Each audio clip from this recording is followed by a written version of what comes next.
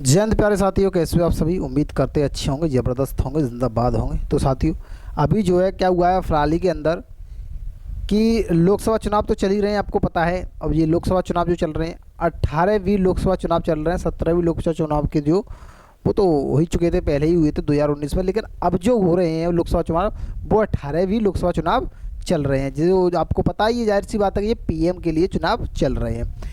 लेकिन अब पीएम के लिए चुनाव चल रहे हैं, तो इनसे जो है चुन के कौन जाते हैं संसद के अंदर। तो संसद के अंदर जो है ना, वो सांसद की सीटें जो है वो चुन के जाती हैं लोकसभा चुनाव में, ठीक है।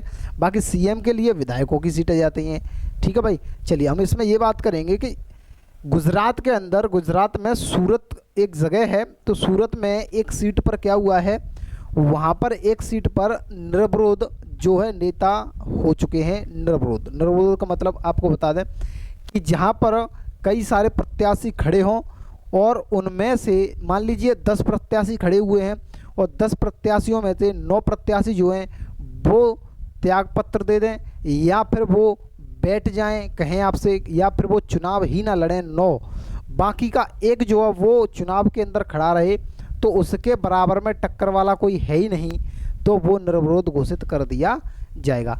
ऐसी ही एक न्यूज़ निकल के आ रही है सूरत से। सूरत में क्या हुआ है यहाँ पर आप देख लीजिए कि जब नोटा में, नोटा का मतलब होता है, नोटा का क्या मतलब होता है, नोटा का मतलब होता है कि उपरोक्त में से कोई नहीं, यानी कि नन ऑफ दिस ऑप्शन होता है।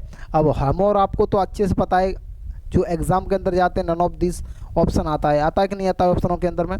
तो नोटा का मतलब भी यहाँ पर ये है नन ऑफ दिस, यानी कि उपरोक्त में से कोई नहीं। यहाँ पर देखिए यही बोला है कि जब नोटा मौजूद तो, जब नोटा मौजूद तो निर्विरोध निर्वाचन कैसे, यानी कि इसमें ये बोला है कि जब वहाँ पर वोटिंग हुई थी तो नोटा के लिए वोटिंग हुई थी, यानी कि वहाँ पर बताया जा रहा है कि 9 प्रत्याशी खड़े हुए थे, उनमें से 7 प्रत्याशियों ने जो है, 7 प्रत्याशी चुनाव नहीं लड़ रहे थे, बैठ चुके थे। फिर 2 ही प्रत्याशी बचे थे। 2 प्रत्याशी जो थे वो एक बीजेपी का था और एक जो है कांग्रेस का था। आपको दिखा भी देते हैं कि बीजेपी और कांग्रेस के वो 2 नेता कौन थे। ये देखिए, ये जो नेता हैं ये बीजेपी के नेता हैं।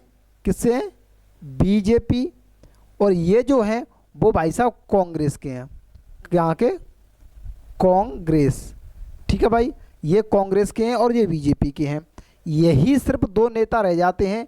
बीजेपी से जो है वो मुकेश दलाल और कांग्रेस से जो है वो नीलेश कुंभानी, ये 2 नेता जो है आमने सामने रह जाते हैं। लेकिन नीलेश कुंभानी को जो है वहाँ पर घोषित कर दिया जाता है कि इनके हस्ताक्षर, सिग्नेचर में ऐसा कुछ बोल के इनको हटा दिया जाता है। इनको चुनाव से भी, चुनाव लड़ने से भी हटा दिया जाता है, घोटाला बता करके कि इनके सिग्नेचर में कुछ घोटाला है, इस वजह से इनको हटा दिया जाता है। तो ये हट जाते हैं चुनाव से वहाँ पर। फिर आपके रह जाते हैं सिर्फ कौन? मुकेश दलाल, जो कि सिर्फ और सिर्फ अकेले ही वहाँ पर रह जाते हैं चुनाव लड़ने के लिए।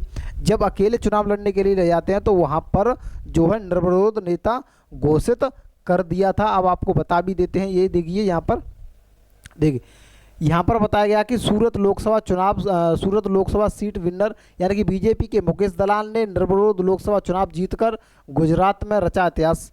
ठीक है भाई, ऐसा कुछ इसमें बोला गया है। यहाँ पर देखिए, गुजरात के इतिहास में पहली बार किसी लोकसभा उम्मीदवार को निर्विरोध घोषित किया गया है। सूरत लोकसभा के सांसद बिना वोटिंग के चुने गए, यानी कि यहाँ पर बोला बिना वोटिंग के चुने गए, लेकिन वहाँ पर नोटा के लिए चुने गए थे वो। अब नोटा हमने आपको बताया कि उपरोक्त में से कोई नहीं, ऐसा ऑप्शन होता है। यहाँ पर बोला गया कि बता दें कि कांग्रेस प्रत्याशी नीलेश कुंभानी का फॉर्म रद्द कर दिया गया था, हमने आपको बताया वही चीज़ है। लेकिन जब नोटा में चुना गया है, अब वो है उसको रद्द कर दिया है, यानी कि इनको जब ये मिला है, किसको? बीजेपी प्रत्याशी मुकेश दलाल को जो है, इनको निर्विरोध से अब क्या कर दिया है? कैंसिल कर दिया है। वहाँ पर जो है इलेक्शन, चुनाव दोबारा होंगे। इनको कैंसिल क्यों किया गया है? जब नोटा के लिए घोषित किया गया है, उपरोक्त में से कोई नहीं के लिए नो घोषित किया है जनता ने, तो फिर इसको निर्विरोध कैसे घोषित कर दिया? ठीक है भाई, तो वहाँ की जो जनता है वो बोल रही है साफ साफ कि जो दोबारा चुनाव होना चाहिए। तो वहाँ पर जो है अब आरोप लगा है कि अब वहाँ पर क्या होगा? दोबारा इलेक्शन होगा, दोबारा चुनाव होगा, तो वहाँ पर कोई भी निर्विरोध नहीं है। ठीक है भाई, अब दोबारा से प्रत्याशी खड़े होंगे, अब दोबारा से चुनाव होगा, अब दोबारा से वोटिंग होगी। ठीक है भाई, तो ये था। बाकी नई नई वीडियो आपको अब देखने को मिलेगी। ठीक है, बाकी यूपी पुलिस का आप तैयारी कर रहे हो यूपी पुलिस की, तो एग्ज़ाम डेट भी आपको देखने को जल्दी मिल जाएगी। जैसे ही एग्ज़ाम डेट आएगी आपको सूचित कर दिया जाएगा। ठीक है, अब चलिए आपसे मुलाकात करते हैं एक नई वीडियो के साथ में, जोश और जुनून के साथ में। ठीक है भाई, चलिए मिलते हैं एक और नई वीडियो के साथ में, तब तक के लिए जय हिंद।